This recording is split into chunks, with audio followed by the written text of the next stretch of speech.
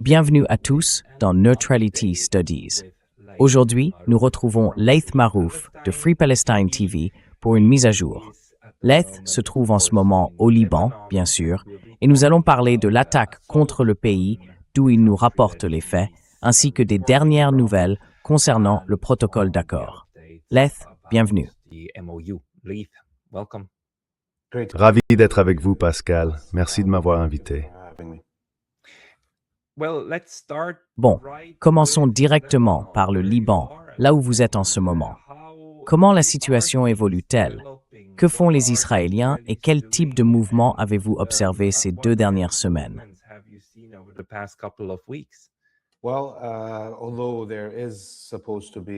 Eh bien, même s'il est censé y avoir un cessez-le-feu, en réalité, il n'y en a pas. Les attaques israéliennes se poursuivent dans le sud du Liban, avec la destruction continue de villages qu'ils occupent encore, tandis que la résistance continue de les combattre. Chaque jour, on entend parler d'embuscades tendues par le Hezbollah ou d'assassinats d'officiers israéliens à l'aide de drones FPV. Le combat continue donc sur le terrain. Et tout ce discours sur un cessez-le-feu ou un mémorandum d'accord semble appartenir à l'imaginaire ou à une autre réalité que celle que nous vivons ici. Cela vient du fait que le Premier ministre et le président du pays, qui poussent pour cet accord, n'ont en réalité aucun pouvoir. Alors, quoi que les Américains et les Israéliens aient pu espérer de cette collaboration entre le président et le Premier ministre, ils ne peuvent pas le concrétiser. La réalité, sur le terrain, c'est que cette guerre va continuer, je pense, jusqu'à ce qu'il y ait un véritable vainqueur.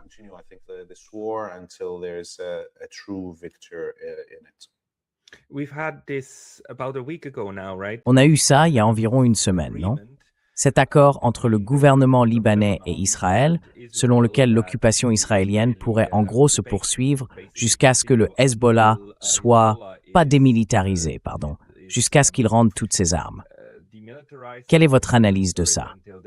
Parce que, pour moi, en ce moment, la direction du Liban me fait beaucoup penser à ce que Pétain représentait pour les Français pendant la Seconde Guerre mondiale.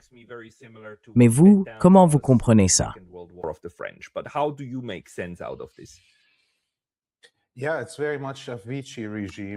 Oui, c'est vraiment un régime de type Vichy. Vous savez, souvenez-vous, le président et le premier ministre sont arrivés au pouvoir juste après l'assassinat de Sayed Hassan Nasrallah, le secrétaire général du Hezbollah, après cet attentat à la bombe avec les Pagés et la chute de Damas aux mains des escadrons de la mort wahhabites de Jolani. À ce moment-là, le camp sioniste impérialiste était en position de force et ils ont imposé la nomination de ce président et de ce premier ministre. Le bloc de la résistance au Liban était affaibli, alors ils ont laissé faire.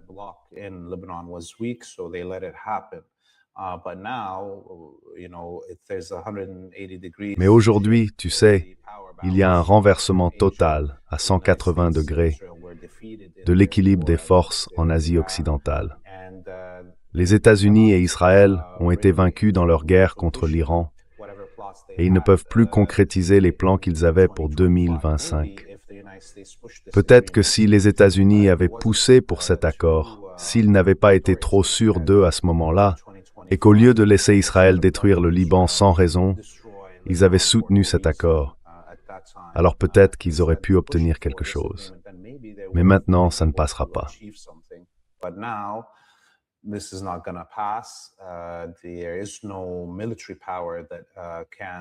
Aucune puissance militaire ne peut forcer le Hezbollah à se désarmer. Et les Israéliens, eux, ont été freinés par les États-Unis après leur défaite dans les opérations militaires au Sud-Liban, ainsi que leur menace d'utiliser le génocide, le nettoyage ethnique ou des attaques de masse comme forme de guerre. On se souvient aussi des menaces d'attaque sur Beyrouth, il y a quelques semaines, quand l'Iran avait prévenu qu'il riposterait en bombardant les colonies d'Aminu en Palestine. Aujourd'hui, la situation est claire. Israël ne peut pas gagner une confrontation militaire contre le Hezbollah. En même temps, les États-Unis et l'Iran ne lui permettent pas de mener une guerre génocidaire pour compenser ses échecs sur le terrain dans une guerre conventionnelle. Voilà où nous en sommes. Et à mon avis, si les choses continuent comme ça, le Hezbollah sortira vainqueur.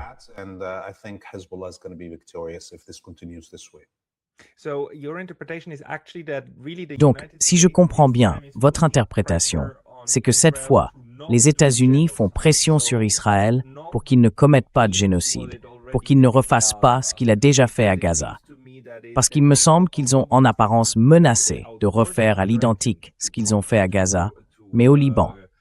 Mais selon vous, cette fois les États-Unis exerceraient une pression réelle sur eux.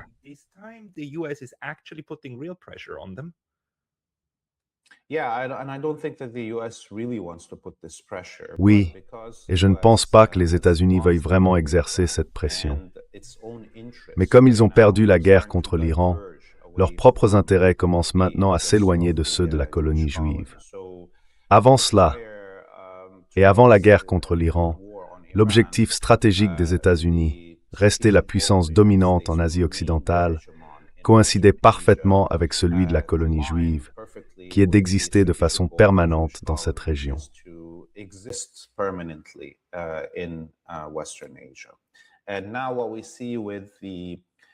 Et maintenant, ce qu'on voit, c'est qu'une grande partie de la puissance militaire des États-Unis en Asie occidentale est en train d'être détruite. En plus, tout un ensemble d'autres vassaux que les États-Unis ont dans la région, principalement les monarchies arabes, s'effondrent les unes après les autres. Leurs finances sont en ruine et leur capacité à influencer les populations arabes et musulmanes devient de plus en plus faible. Tout cela menace l'objectif stratégique des États-Unis, qui est de rester la puissance dominante dans la région. C'est pour cette raison qu'on commence à voir apparaître des divergences entre les manœuvres tactiques menées par la colonie juive et celles des Américains sur place. Et bien sûr, cet écart est visible et connu de l'axe de la résistance, qui ne cesse d'appuyer sur ces différences entre les États-Unis et Israël.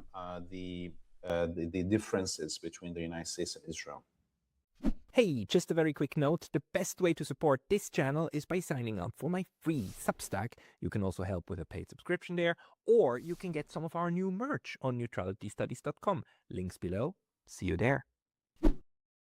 Last time we talked was shortly after the La dernière fois qu'on s'est parlé, c'était peu après le début de la guerre entre les États-Unis, Israël et l'Iran.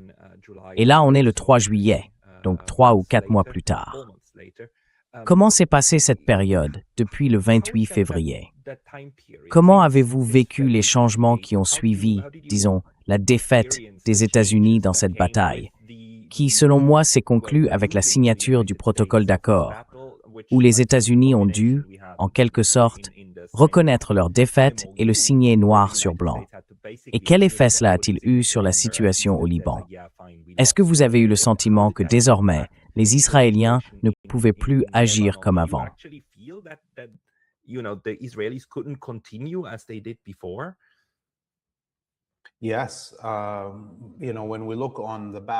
Oui, vous savez, quand on regarde le champ de bataille, on voit encore une fois comment le Hezbollah a innové et réussi à détruire plus de 500 chars israéliens dans le sud du Liban, en 3 mois seulement.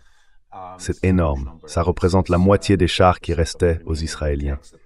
Et cela sans même parler des véhicules blindés et des engins techniques, comme les bulldozers et autres, qui ont aussi été détruits.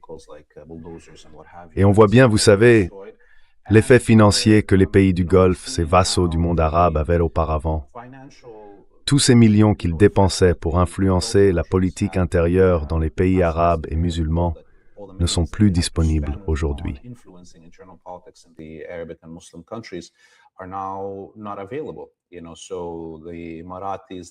Vous savez, les Émiratis et les Qataris se sont, je crois, retirés de toute intervention, non seulement au Liban, mais aussi dans une grande partie du monde arabe et musulman. Ils n'ont plus assez d'argent à gaspiller, surtout avec les dégâts subis par leur industrie du pétrole et du gaz. Aujourd'hui, on voit qu'il n'y a plus que l'Arabie saoudite qui garde encore une certaine influence au Liban. Et comme l'Arabie saoudite a elle aussi constaté les effets de cette guerre sur les autres monarchies de la péninsule arabique, je pense qu'elle agit avec plus de prudence. Elle ne jette plus tout son argent dans la même direction que les Israéliens et les Américains. On voit d'ailleurs de plus en plus de partis politiques libanais se rallier à la résistance en conséquence de tout cela.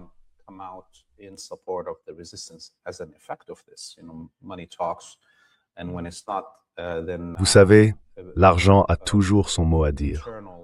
Et quand ce n'est pas le cas, eh bien, les influences internes deviennent plus efficaces pour faire évoluer l'opinion de ces dirigeants.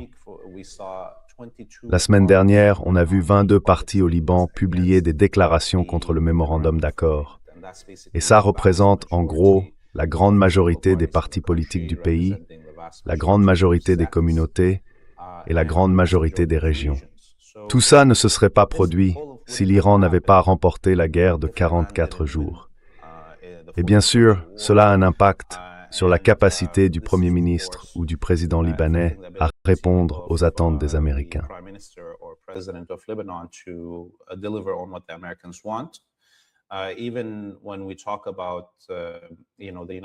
Même quand on parle des États-Unis et des sionistes qui voudraient que l'armée libanaise soit celle qui affronte le Hezbollah pour le désarmer, eh bien, s'il y avait quelqu'un dans l'armée libanaise qui pensait « oui, peut-être qu'on peut le faire », maintenant, c'est fini. Au cours de la dernière semaine, on a entendu à plusieurs reprises des rumeurs disant que le président essaie de limoger le chef d'état-major, le général Rudolf Haikal, et il ne l'a pas fait. Ça veut dire qu'il n'a personne pour le remplacer, personne qui accepterait cette décision stupide et suicidaire d'utiliser l'armée libanaise pour affronter le Hezbollah.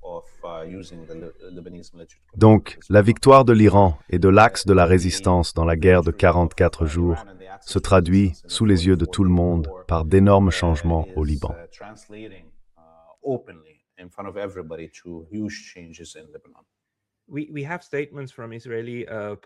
Nous avons des déclarations de responsables politiques israéliens à la télévision disant que l'objectif devrait être de provoquer une guerre civile, d'encourager une guerre civile au Liban. Et ce que vous avez décrit, c'est bien ça. L'armée libanaise contre le Hezbollah, tout qui s'embrase, le chaos total. Et bien sûr, on comprend tous très bien comment et pourquoi cela arrangerait Israël. Mais alors, selon votre analyse, est-ce que ce scénario devient de moins en moins probable, simplement parce que le gouvernement libanais n'a pas une armée capable de mener réellement une guerre civile?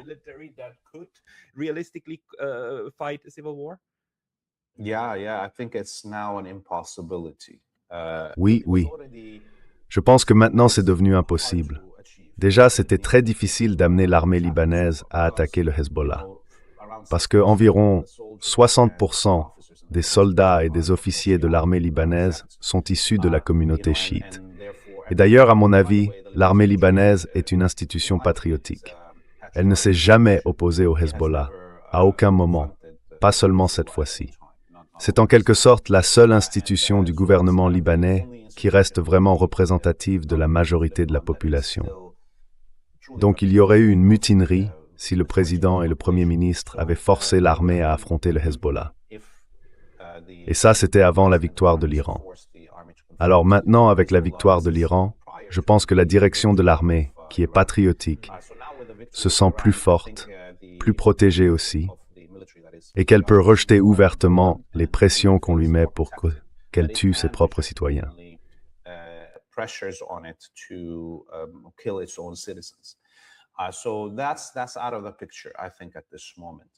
Donc ça, je pense que c'est exclu pour le moment. L'autre option, pour les Américains et les sionistes, ce serait de provoquer une guerre civile, comme vous le dites, et ça impliquerait d'autres milices. Mais quand on regarde aujourd'hui le paysage des milices au Liban, on n'est plus dans les années 70. Les partis chrétiens suprémacistes comme la Phalange ont des milices très très réduites. Elles sont inefficaces. Et puis, elles sont surtout concentrées dans des zones géographiques où elles ont leur base de population. Donc là aussi, c'est exclu. Reste l'autre option, celle des escadrons de la mort wahhabites. Et ça supposerait une intervention de la Syrie sous le contrôle d'Al-Joulani. Et on a entendu, bien sûr, la semaine dernière, le président Trump dire que peut-être Al-Joulani devrait s'en charger. Mais ça aussi, à mon avis, c'est un pur fantasme. That's also, I think, a pipe dream, because when we look at the landscape inside Syria, Parce que quand on regarde la situation à l'intérieur de la Syrie, une grande partie du pays échappe au contrôle d'Al-Julani. Et au cours des 3 derniers mois, les autorités turques ont expulsé tous les membres des escadrons de la mort wahhabite venus de l'étranger. Ces 60 à 70 000 combattants venus d'Asie centrale et d'autres régions qui étaient en Syrie ont été envoyés dans la région du Sahel. On a vu comment cela a influencé les attaques de Boko Haram au Mali, au Niger et au Burkina Faso, et de la même manière en Somalie et au Soudan. Aujourd'hui, Al-Julani ne dispose plus que d'environ 60 000 combattants wahhabites syriens, et ils ont déjà du mal à contrôler la circulation dans les grandes villes. Donc s'il retire ses forces des grandes villes pour attaquer le Liban, non seulement il sera vaincu au Liban, mais en plus, le pays échappera à son emprise.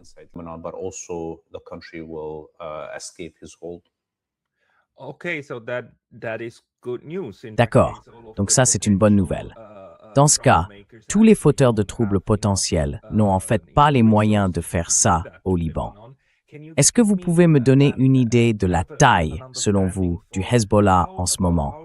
Et à peu près combien de soldats sont sous le contrôle du gouvernement dans l'armée, comme vous l'avez mentionné? Et puis, quelle est la relation aujourd'hui entre le Hezbollah et le gouvernement central? Je veux dire, est-ce qu'on peut parler d'une sorte de paix froide ou quelque chose comme ça?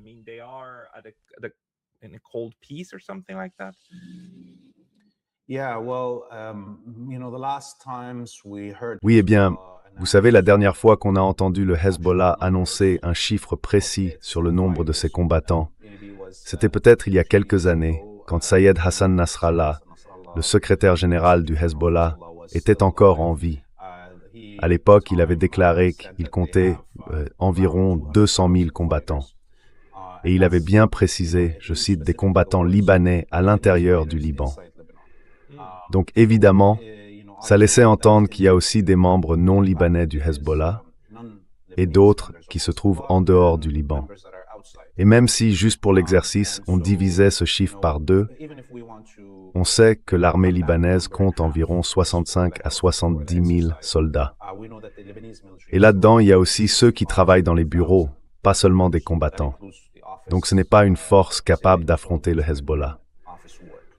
En plus, l'armée libanaise est légèrement armée.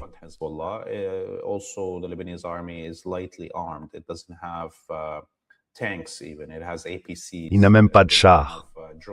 Il a des véhicules blindés de transport de troupes. Il n'a pas de drones, pas d'avions de chasse, rien de tout ça. Donc c'est pas une menace pour le Hezbollah. C'est impossible. Maintenant, si on regarde les changements du Hezbollah depuis la dernière guerre, en 2006, on voit clairement une évolution. Il y a eu un changement de tactique, un changement dans les technologies qu'il utilise. Il s'est adapté à une nouvelle réalité. Avant, pendant la guerre de 2006, le Hezbollah agissait encore un peu comme une semi-armée, tu vois, à cause de son expérience dans la guerre en Syrie, où il avait commencé à utiliser des chars, des colonnes blindées et tout ce qui va avec. Il s'était donc réorganisé, passant d'une milice à une sorte de semi-armée. Eh bien, aujourd'hui, on voit le mouvement inverse. Le Hezbollah a cessé d'être une semi-armée et il est revenu à une guerre de guérilla de type milicien. Et à mon avis, ça le rend encore plus agile aujourd'hui et même plus fort qu'en 2006, justement à cause de ça.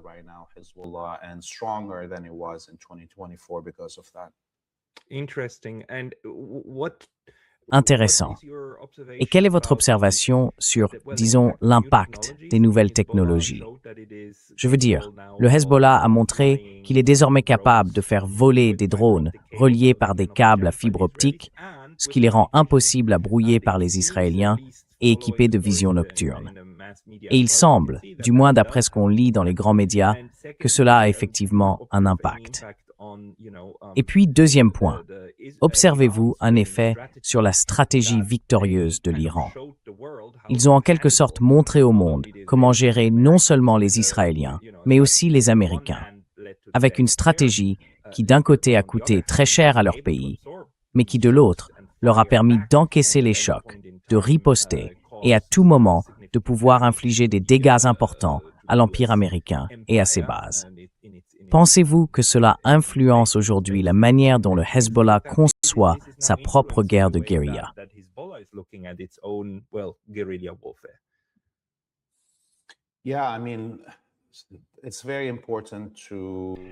Oui, je veux dire, il est très important de souligner que chaque fois qu'on a cette asymétrie entre un empire aux ressources illimitées et un groupe de résistance locale, le facteur le plus déterminant pour gagner cette guerre, c'est la durée.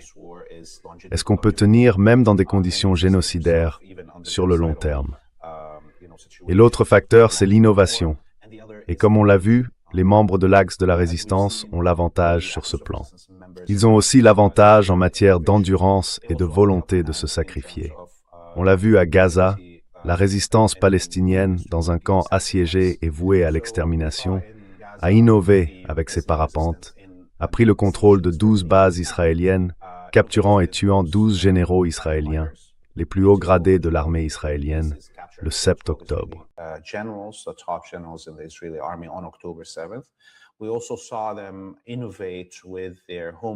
On les a aussi vus innover avec leurs drones artisanaux et leurs obus anti-chars, les obus Yassine, qui ont détruit de larges pans de véhicules blindés israéliens.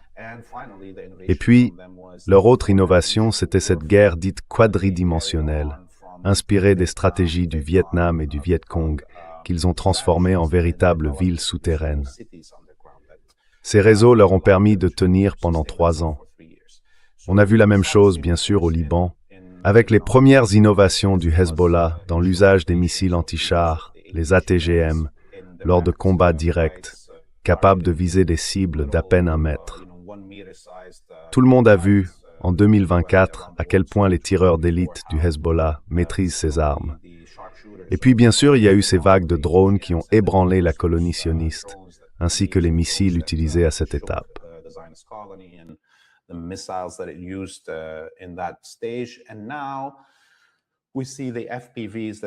Et maintenant, on voit ces drones FPV dont vous parliez, avec les câbles à fibre optique, la vision nocturne et tout le reste. Beaucoup de gens les comparent à ceux utilisés par les armées russes et ukrainiennes. Mais la plupart oublient qu'en réalité, c'est le Hezbollah qui a inventé cette stratégie pendant la guerre en Syrie. À cette époque, le Hezbollah a mis au point cette méthode d'utiliser des drones FPV avec fibre optique et missiles pour, à l'époque, éliminer certains dirigeants d'Al-Qaïda, du HTS et de l'État islamique. Ensuite, cette approche a été reprise et ajustée par les armées russes et ukrainiennes.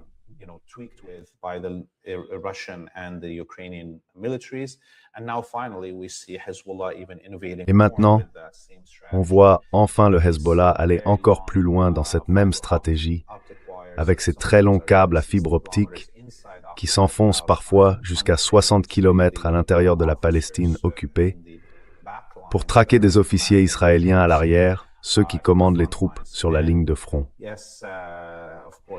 Et oui, bien sûr, l'Iran a aussi innové avec ses missiles hypersoniques, ses missiles à tête multiple et d'autres encore, qui ont complètement changé la donne en Asie occidentale. Donc pour un acteur en position de faiblesse, l'innovation est indispensable. Et parfois, comme on le voit ici, les innovations d'un outsider peuvent renverser des empires entiers.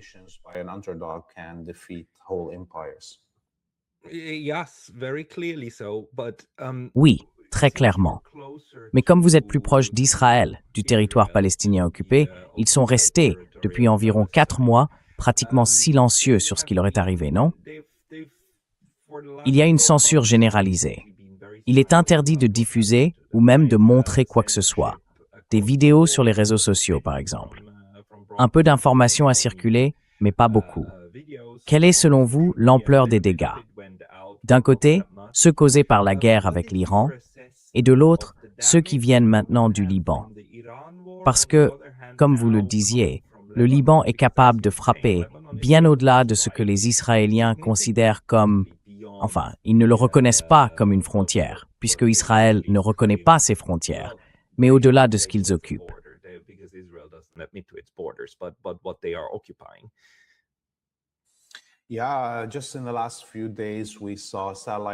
Oui, ces derniers jours, on a vu des images satellites venant des territoires occupés et on a constaté l'énorme destruction de la raffinerie autour de la baie de Haïfa. Les Israéliens avaient nié que leur raffinerie ait été détruite. Mais les images montrent des dégâts massifs. Et maintenant, on sait que ça leur prendra jusqu'en 2028 pour la remettre en service. Israël subit donc de très fortes pénuries d'essence et de diesel, parce que cette raffinerie couvrait les besoins locaux en carburant pour les transports dans le pays. Et si on part de là, et qu'on regarde les autres images satellites publiées ces 1 ou 2 derniers mois, on voit aussi que plusieurs grandes bases israéliennes ont été attaquées et détruites, leurs aérodromes entre autres.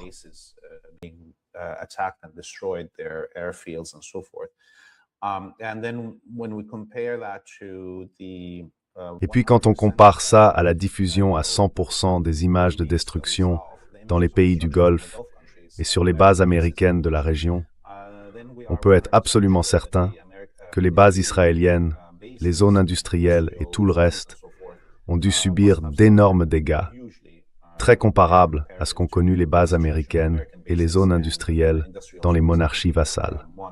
Donc oui, les Israéliens mentent toujours. Les Israéliens cachent toujours leurs pertes. C'est pareil pour le nombre de leurs soldats blessés ou tués.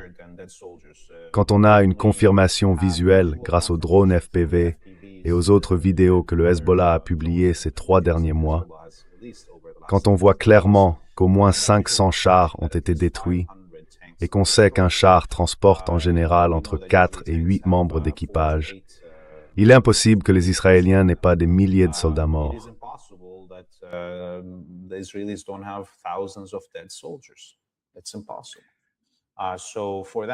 C'est impossible. Alors quand ils prétendent encore qu'ils n'ont que quelques centaines de morts et de blessés, ça n'a aucun sens.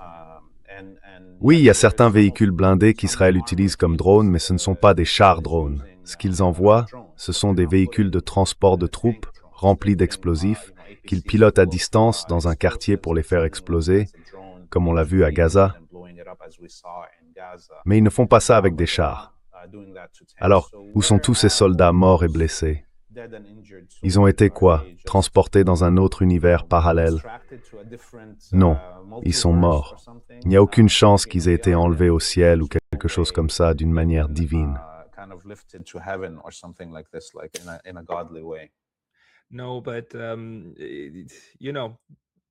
Non, mais vous savez, même en 2026, ceux qui mènent les guerres arrivent encore à garder secrètes beaucoup de données très chiffrées de ce genre.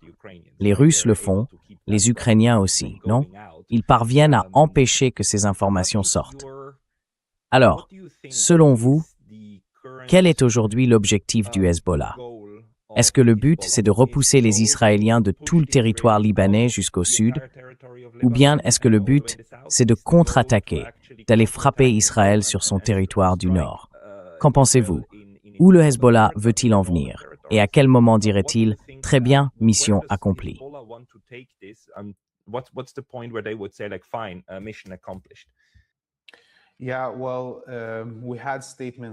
Oui, eh bien, nous avons eu des déclarations du secrétaire général du Hezbollah, Naïm Qassem, et il est clair, d'après les propos de plusieurs députés représentant le Hezbollah, que leur objectif, c'est la libération totale des terres libanaises. Donc ils ne s'arrêteront pas tant que les Israéliens n'auront pas quitté chaque centimètre du Liban qu'ils occupent encore. Alors ce qui va se passer après, je pense que si Israël continue dans cette direction, une grande partie de ses forces terrestres sera en lambeaux. Et si à ce moment-là le Hezbollah décide d'attaquer pour libérer le nord de la Palestine, il en aura la capacité.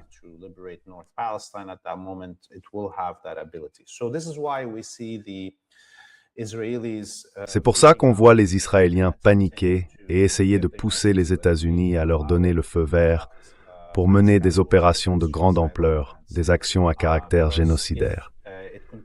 Parce que s'ils continuent sur cette voie, ils n'auront plus de chars disponibles si la bataille se poursuit encore 1 mois comme ça. Et leurs troupes dans le sud du Liban sont des cibles faciles. Hezbollah, lui, a clairement changé de tactique entre 2024 et aujourd'hui. En 2024, il combattait en face à face pour prouver qu'il pouvait empêcher les Israéliens d'occuper le moindre village. Et il y est parvenu. Mais ça lui a coûté très cher en hommes. Aujourd'hui, il ne fait plus ça. Il laisse les Israéliens s'enfoncer dans les zones qu'ils occupent et il leur offre des centaines de cibles à frapper à distance avec des drones FPV, de l'artillerie et tout ce qu'ils ont sous la main.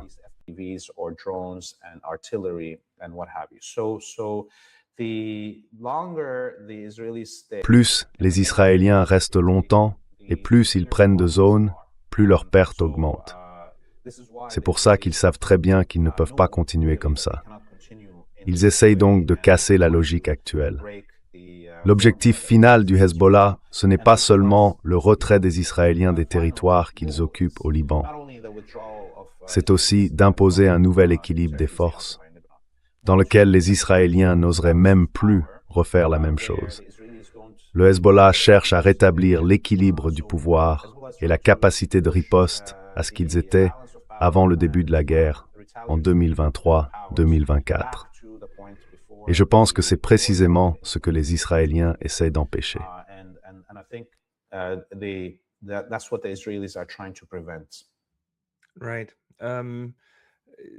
D'accord. Mais dans l'ensemble, le Hezbollah, vous savez, quand Nasser al-Nasrallah a été tué, beaucoup ont interprété ça comme le signe que le Hezbollah allait tôt ou tard être vaincu, qu'il était sur la défensive. Mais aujourd'hui, on a plutôt l'impression que c'est l'inverse. Alors, ces assassinats au sein de la direction, est-ce que selon vous, ça a en réalité redonné un nouveau souffle au Hezbollah? Et est-ce que ça a conduit au changement tactique dont vous parliez, ce retour à la guérilla, à ce qui avait déjà fait ses preuves? Est-ce qu'on a maintenant affaire à un Hezbollah plus prêt à affronter la situation actuelle?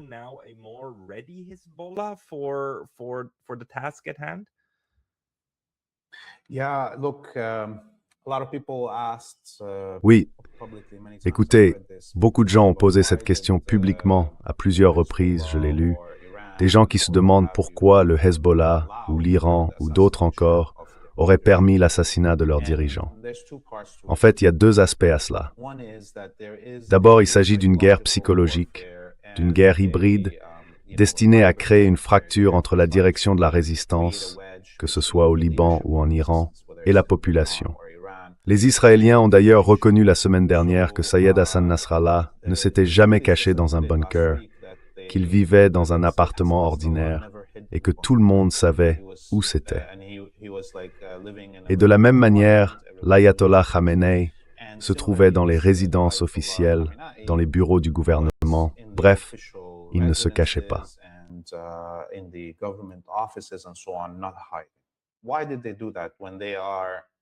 Pourquoi ont-ils fait ça alors qu'ils savaient qu'ils figuraient sur une liste d'assassinats?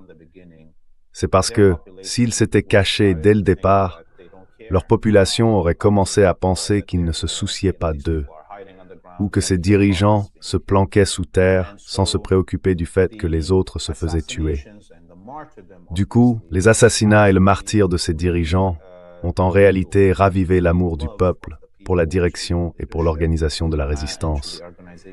Et ça a coupé court à cette idée de créer une fracture entre la population et la direction. Et maintenant, la nouvelle direction du Hezbollah ou en Iran peut se cacher sans que les gens leur en veuillent.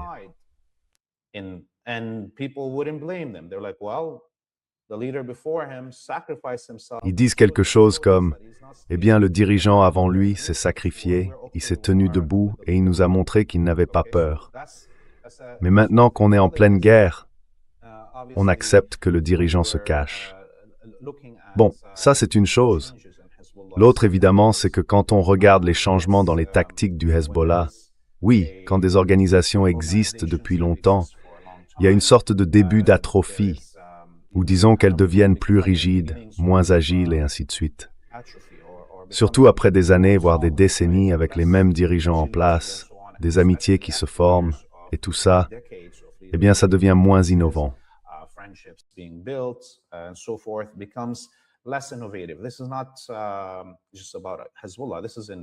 Ce n'est pas seulement une question de Hezbollah. On parle ici d'une organisation irrégulière, quand on évoque la façon dont les structures humaines deviennent plus rigides, non? Avec les assassinats d'une grande partie de la direction ou du commandement du Hezbollah, Une génération plus jeune, avec de nouvelles idées, a pris le relais et l'organisation est devenue plus agile. Bien sûr, je ne souhaitais pas la mort de ces personnes, mais c'est le résultat de cette situation.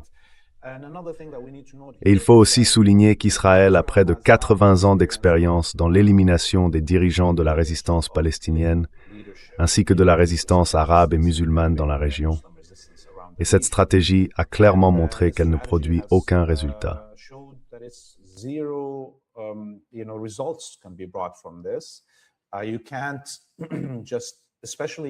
On ne peut pas simplement, surtout dans une population qui comprend le martyre et les luttes humaines à travers l'histoire, qui remontent jusqu'aux prophètes mentionnés dans les livres saints, on ne peut pas s'attendre à ce que, en éliminant une direction, les choses changent.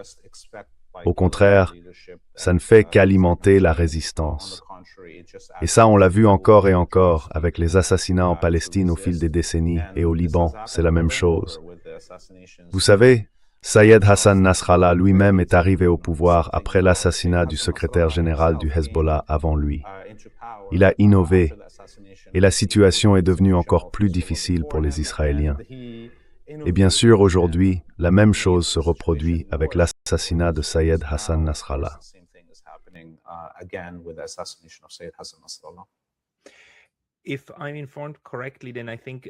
Si je suis bien informé, je crois qu'un deuil de 3 jours va commencer demain. Non? Du 4 au 7 juillet, pour Ali Khamenei, en Iran. Et ils en font un grand événement, à la fois national et international, surtout à travers les réseaux sociaux. À votre avis, quel sera l'impact de ces funérailles au Liban? Est-ce que de larges foules au Liban vont vraiment participer à cette commémoration collective d'un autre dirigeant de la résistance qui a donné sa vie pour continuer à résister?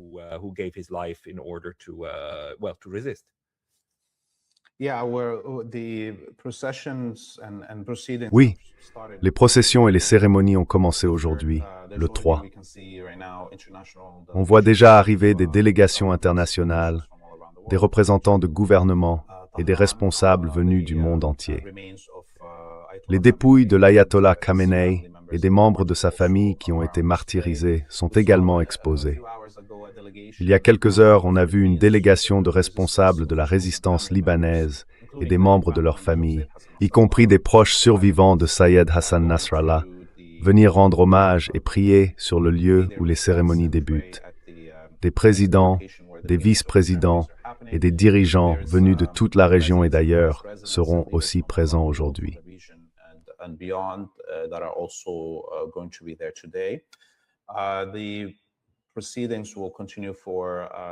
Les cérémonies vont se poursuivre pendant 3 ou 4 jours avec les dépouilles de Saïd Ayatollah Khamenei et de sa famille qui voyageront à travers le pays. Il y aura des cortèges funéraires ici, au Liban, en Irak, au Yémen, ailleurs aussi au Pakistan et dans d'autres endroits. Et oui, on s'attend à ce que des milliers et des milliers de personnes viennent. On parle déjà de 20 millions de personnes à Téhéran. Ce sera donc immense. L'un des plus grands, sinon le plus grand, funérailles de l'histoire humaine enregistrées. La dernière fois qu'on a vu quelque chose d'aussi massif, c'était bien sûr lors des funérailles de Saïd Hassan Nasrallah et de celles du général Soleimani, qui avaient déjà rassemblé des foules impressionnantes.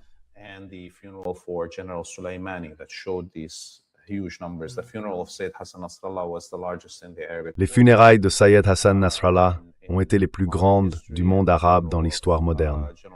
Et celles du général Soleimani ont été les plus grandes, ou peut-être les deuxièmes plus grandes, de l'histoire de l'Iran, après celles de l'ayatollah Khomeini avant lui. Je pense donc que dans les 3 ou 4 prochains jours, on va voir les véritables sentiments des populations de la région, ainsi que la cohésion des membres et des partisans de l'axe de la résistance. C'est en partie, à mon avis, la raison pour laquelle les Iraniens laissent pour l'instant se poursuivre la tromperie autour du mémorandum d'accord. Les États-Unis, eux aussi, ont intérêt à laisser la Coupe du Monde aller à son terme avant de revenir à une confrontation totale. Et je pense que d'ici la semaine prochaine, nous serons de nouveau dans une confrontation complète.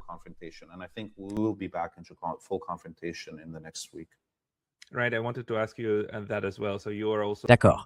Je voulais justement vous poser cette question aussi. Donc, vous pensez vous aussi qu'en ce moment, ils ont simplement appuyé sur le bouton pause, c'est bien ça?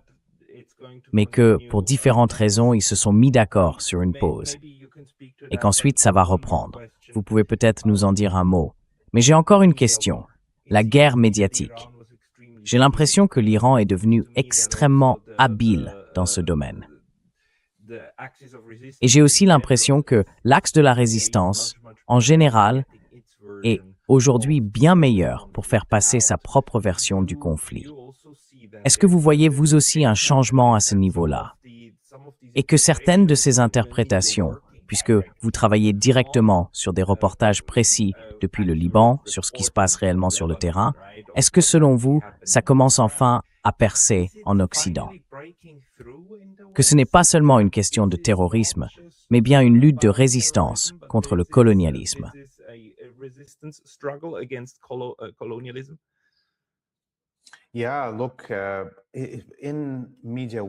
Oui, écoutez, dans la guerre médiatique, l'innovation est aussi cruciale et importante que dans la guerre militaire. Surtout quand on parle, encore une fois, du déséquilibre de pouvoir entre un empire, et dans ce cas, un empire médiatique qui contrôle une grande partie des médias dans le monde, pas seulement en Occident, et l'axe de la résistance. Donc regardez ce qui s'est passé. Je pense qu'il est très important d'observer l'effet cumulatif de cette guerre de propagande et les innovations qu'on a vues émerger du côté de l'axe de la résistance et de leur population. On a des outils créés par l'Occident, comme les réseaux sociaux, les nouvelles technologies de tournage, les drones, DJI, les caméras GoPro, et ainsi de suite. Et peut-être que l'Occident a développé ces innovations en pensant qu'il allait dominer grâce à elles.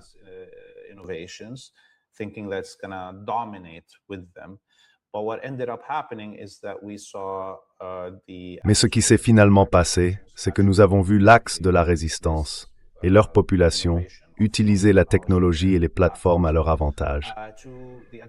On a donc vu un premier niveau, celui des journalistes citoyens, ces Palestiniens courageux, ces Libanais courageux, qui se sont filmés eux-mêmes, ainsi que les crimes commis contre eux, le génocide.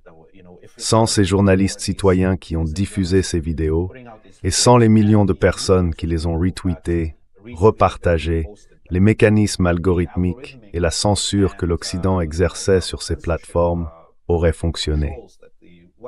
Mais à cause de ce tsunami, de ce flot de journalistes citoyens qui se filmaient et de millions de gens qui relayaient leurs vidéos, il est devenu impossible de contrôler le message par les algorithmes. Ce premier niveau, celui des journalistes citoyens, a donc été essentiel pour briser le monopole du récit détenu par les médias impérialistes.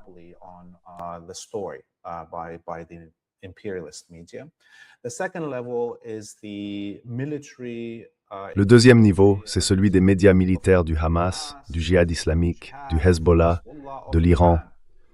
Ceux qui nous ont montré ces vidéos glorieuses, où l'on voit le Hamas détruire des chars, ce type qui court et pose une bombe sur le char, ou encore la vue à la première personne du Hezbollah, depuis la tête d'un missile EGM qui frappe un char israélien, ou cette autre vidéo FPV qui passe juste derrière un soldat israélien. Voilà. Ces vidéos d'opérations et de renseignements militaires ont eu un autre effet. Le premier effet, celui des médias citoyens, c'était de montrer la violence, les crimes, le génocide, les crimes de guerre des impérialistes et des sionistes.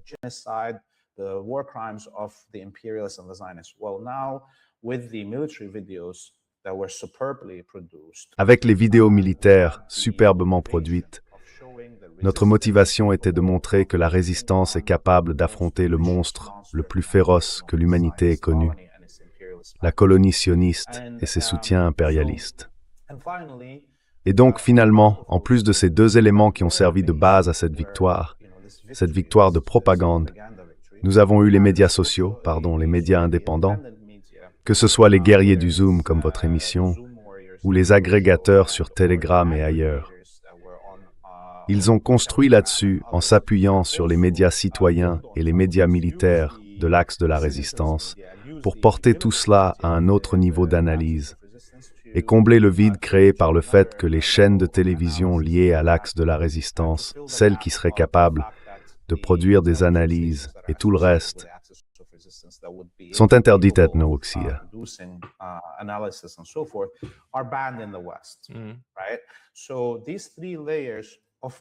Ces trois niveaux d'innovation, ces innovations médiatiques de propagande que l'Occident n'a pas su contrer, nous ont en réalité fait gagner cette guerre de propagande.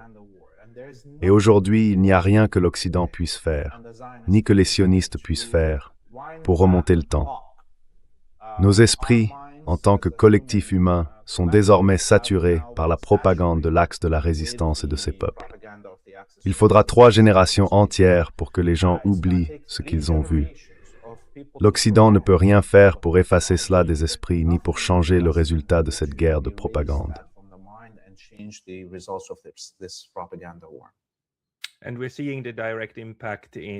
Et on voit aussi l'impact direct dans le vote, pas forcément dans le comportement électoral, mais dans les préférences aux États-Unis. Il y a un énorme changement dans les anciens sondages d'opinion sur Israël. Peut-être une toute dernière question, et après je vous laisse. J'avais promis de ne pas faire trop long. Mais selon vous, quand verra-t-on la prochaine phase de conflit, y compris avec l'Iran?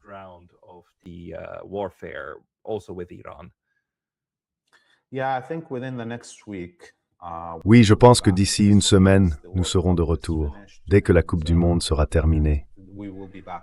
Et nous reviendrons en force. On voit déjà ces escarmouches, ces échanges de tirs entre les Américains et les Iraniens, et bien sûr, la guerre qui continue au Liban, les affrontements possibles qu'on commence à observer en Irak et au Yémen. Tout ça, ce sont des tentatives des États-Unis pour déclencher d'autres combats à l'intérieur de la sphère de l'axe de la résistance, sans attaquer directement l'Iran. Dans l'espoir, et je pense que c'est ce qu'on va voir se développer à partir de maintenant, jusqu'à un retour à une confrontation totale entre les États-Unis et l'Iran, que Washington puisse, d'une certaine manière, neutraliser l'effet des autres composantes de l'axe de la résistance, en cas de guerre directe avec l'Iran à nouveau.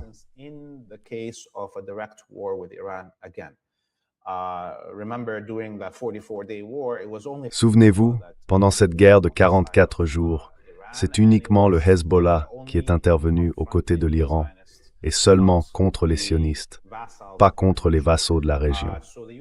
Alors, les États-Unis s'inquiètent que s'il y a un second round, le Yémen et l'Irak s'engagent cette fois pleinement dans la bataille, et les conséquences de l'entrée, en particulier du Yémen et de l'Irak, seraient énormes à cause de l'Iran, du blocus du détroit de Bab el-Mandeb qui en découlerait, et de la possible invasion par des groupes de résistance irakiens de la Jordanie, du Koweït et de l'Arabie saoudite pour déstabiliser la présence américaine et tout ce qui l'accompagne. C'est ça, en réalité, qui inquiète Washington pour la prochaine étape. Et c'est pour cette raison qu'ils essayent d'allumer le plus d'incendies possible à l'intérieur de ces pays, en espérant que les membres de l'Axe qui s'y trouvent ne fassent pas partie de la formule de résistance, le jour où ils attaqueront à nouveau l'Iran.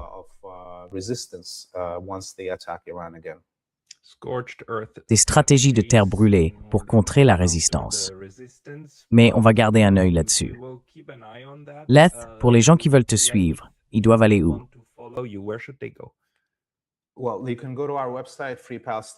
Eh bien, vous pouvez aller sur notre site, freepalestine.video. Vous y trouverez tous les liens vers nos réseaux sociaux et vous pouvez aussi faire un don pour soutenir notre travail. Nous sommes entièrement démonétisés sur toutes les plateformes. Nous revenons tout juste du Portugal et de l'Espagne où nous avons tourné en 13 jours 21 reportages de terrain sur l'histoire de la résistance pro-palestinienne, les luttes antifascistes et les liens historiques entre les peuples ibériques et l'Est de la Méditerranée. Alors, regardez ces documentaires au fur et à mesure qu'ils sortent, partagez-les et si vous le pouvez, faites un don sur freepalestine.video. Et à partir de là, vous trouverez tous nos réseaux sociaux. Nous sommes sur Free Palestine TV. Je mettrai les liens dans la description juste en dessous. Leth Marouf, Merci beaucoup d'avoir pris le temps de nous parler aujourd'hui. for your time today. Merci de m'avoir invité, Pascal Lotaz.